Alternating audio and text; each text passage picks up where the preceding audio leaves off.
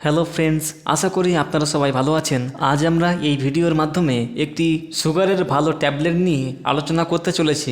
দেখুন বন্ধুরা, বর্তমানে সুগার একটি মহামারীর আকার ধারণ করেছে।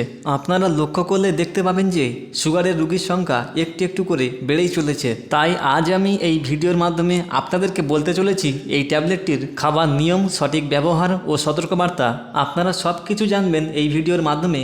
তবে এই ভিডিওটি বুঝতে হলে আপনাকে শেষ পর্যন্ত দেখতে হবে। তাহলে চলুন এক এক করে সবকিছু বিস্তারিত জেনে নেওয়া যাক। এই ট্যাবলেটটির নাম হলো গ্লুকোনর্ম এসআর এবং এই ট্যাবলেটটির পাওয়ার হলো 500 মিলিগ্রাম। সুগারের জন্য খুব ভালো একটি ট্যাবলেট। লুপিন কোম্পানি এই ট্যাবলেটটিকে তৈরি করেছে। এবার দেখুন এই ট্যাবলেটটির ব্যবহার। এই ট্যাবলেটটি সাধারণত টাইপ 2 ডায়াবেটিস মেলিটাস নিয়ন্ত্রণ করার জন্য ব্যবহার করা হয়।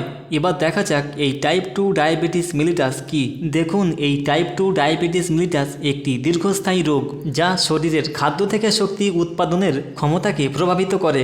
আর এটি এমন একটি রোগ, এটি হলে আমাদের শরীর পর্যাপ্ত পরিমাণে ইনসুলিন তৈরি করতে পারে না, যার ফলে আমাদের রক্তে শর্করার মাত্রা বৃদ্ধি পায়। এই রোগের প্রধান দিকগুলি হলো যেমন ইনসুলিন রেজিস্ট্যান্স, আমাদের পেশি, চর্বি এবং লিভারের কোষগুলো ইনসুলিনের প্রতি সঠিকভাবে সাড়া দিতে পারে না। আবার যেমন ইনসুলিনের ঘাটতি, অগ্নাশয় রক্তের শর্করার মাত্রা ঠিক রাখার জন্য পর্যাপ্ত পরিমাণে ইনসুলিন তৈরি করতে পারে না।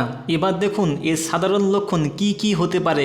অতিরিক্ত তৃষ্ণা লাগা, সাথে ঘন ঘন প্রস্রাবের মতো সমস্যা দেখা দেয়। তাছাড়া এই সমস্ত রোগীদের অত্যাধিক খিদে পাওয়া, শরীরে ক্লান্তি বোধ হয়, শরীরে কোথাও কেটে গেলে ঘা শুকাতে দেরি হয় এবং চোখে ঝাপসা দেখতে পারে।